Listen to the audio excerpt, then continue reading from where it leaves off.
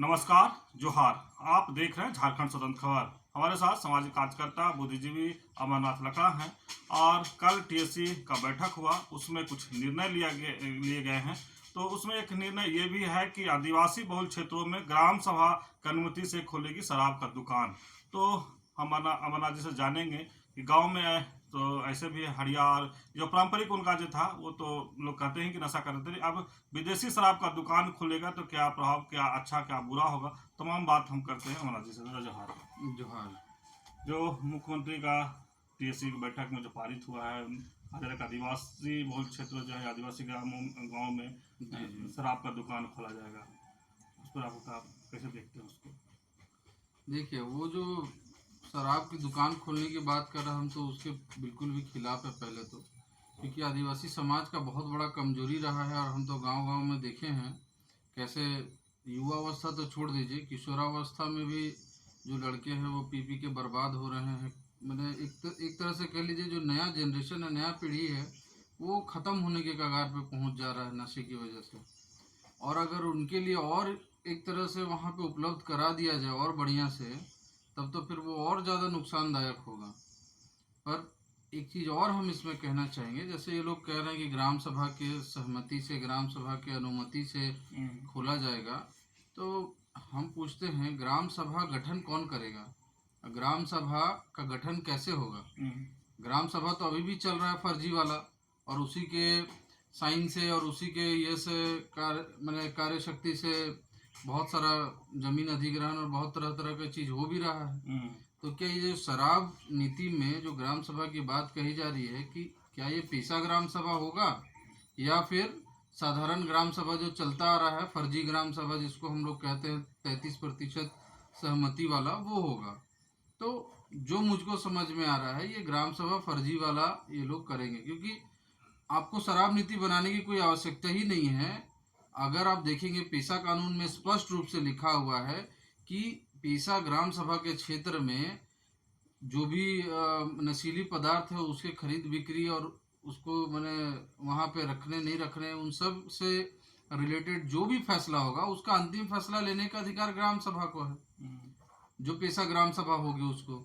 तो आप जो शराब नीति बनाए हैं उसकी आवश्यकता ही नहीं है। आप पेशा ग्राम सभा लागू कीजिए ना, पेशा कानून आप लागू कीजिए, ऑटोमेटिकली वहाँ का जो लोकल ग्राम सभा, जो लोकल एडमिनिस्ट्रेटिव बॉडी होगा, वो फैसला लेगा।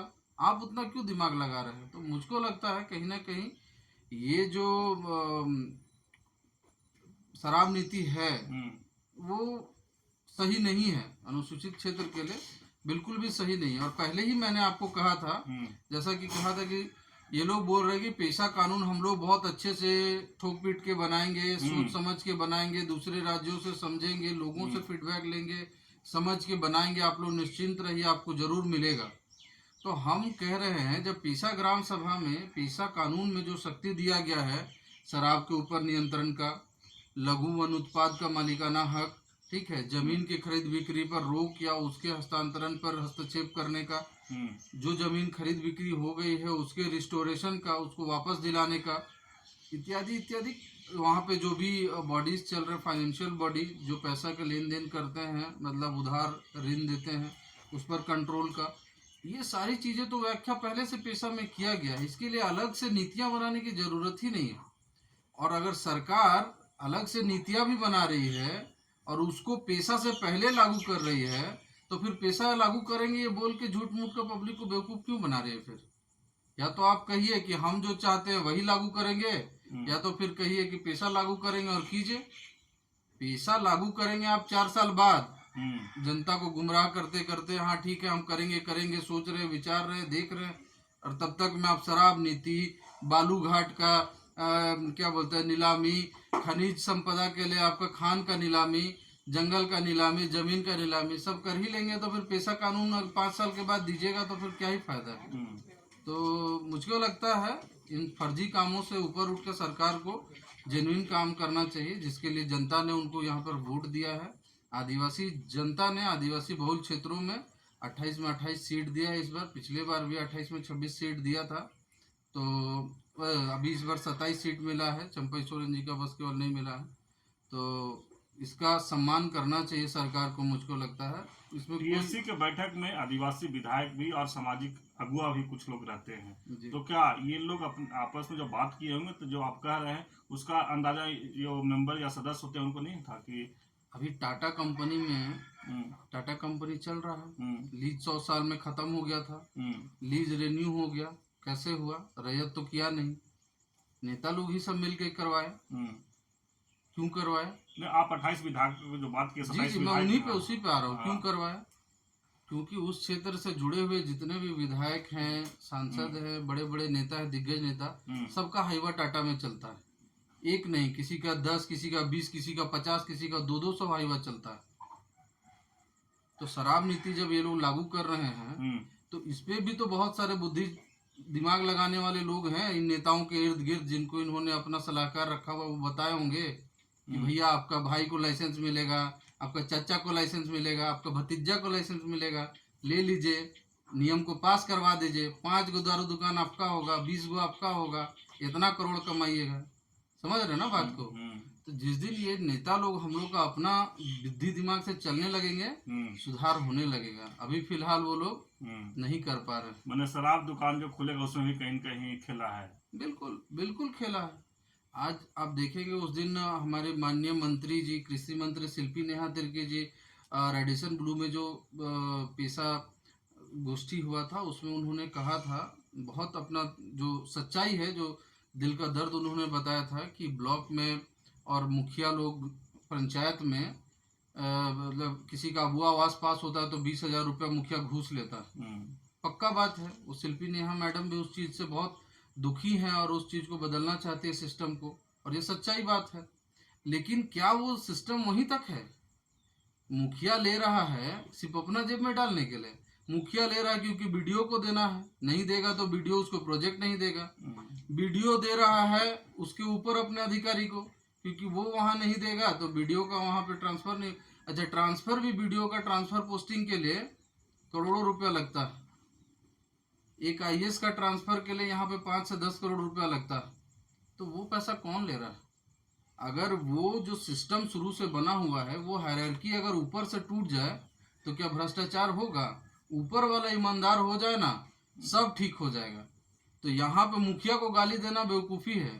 मैं शिल्पी जी को नहीं बोल रहा हूँ, लेकिन ये वो भी बेचारी अनजान है इन सब चीज़ों से, शायद मुझको लगता है नहीं उतने अच्छे से जानती होंगी। लेकिन ये सिस्टम है झारखंड का, ये सरकारें किसी की भी आती है, ऐसे ऐसे ऐसे ऐसे से पैसा बढ़ते हुए वहीं जाता है और आदेश वहां से ऐसे ऐसे करके नीचे आता है। इसलिए इस लाइन में जितने लोग भी इस सिस्टम में, सब बेखौफ होकर काम करते हैं। लेकिन जिस तरह से गांव में महुआ दारू चलता था, उस पर कई बार सुनते कार्रवाई भी उत्पाद विभाग, तो क्या अब ये दारू दुकान खुल जाएगा तो कुछ नौजवानों पर क्या असर पड़ेगा, या जो युवा हैं तो क्या क्या असर पड़ेगा? देखिए, दारू पहले से चलता था और उस पर प्रतिबंध भी लगाना चाहिए।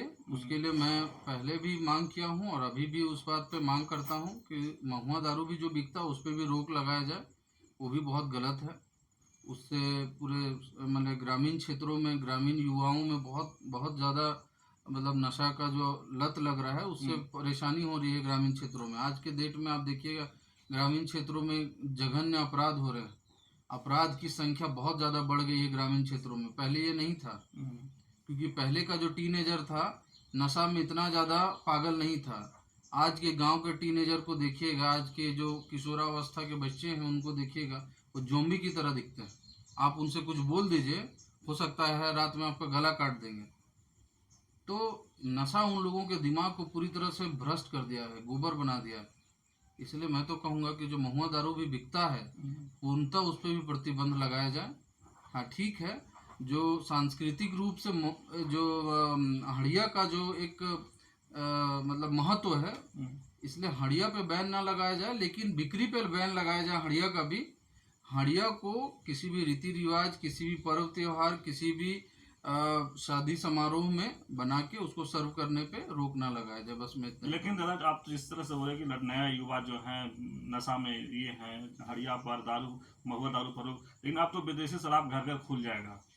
इसी के लिए तो मैं बोल रहा हूँ ना कि विदेशी शराब घर घर खुल जाएगा। तो वो लोग क्या होगा ना कि वो उस नशा को करने के लिए और ज़्यादा पैसे का लालसा रखेंगे और उसके लिए और ज़्यादा क्राइम रेट बढ़ेगा ग्रामीण क्षेत्रों में।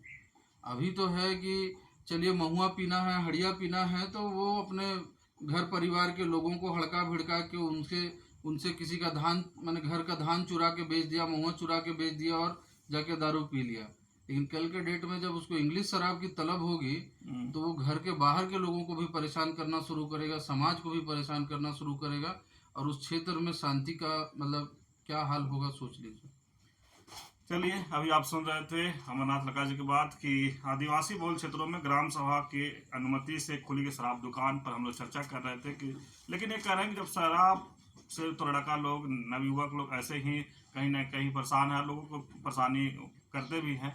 लेकिन अब जो गांव गांव में जब खुल जाएगा विदेशी शराब तो कितना नुकसान होगा वो भी अब बताए। लेकिन ये कह रहे हैं कि एक और बड़ी बात कि जिस तरह से बोले कि मुखिया और अबू आवास की बात की है, उस तरह से जब ये इंग्लिश शराब का दुकान जब खुलने लगेगा तो नेता लोग कहीं ना कहीं अपने भाई भतीजा को लाइसेंस दिलाने लगेंगे।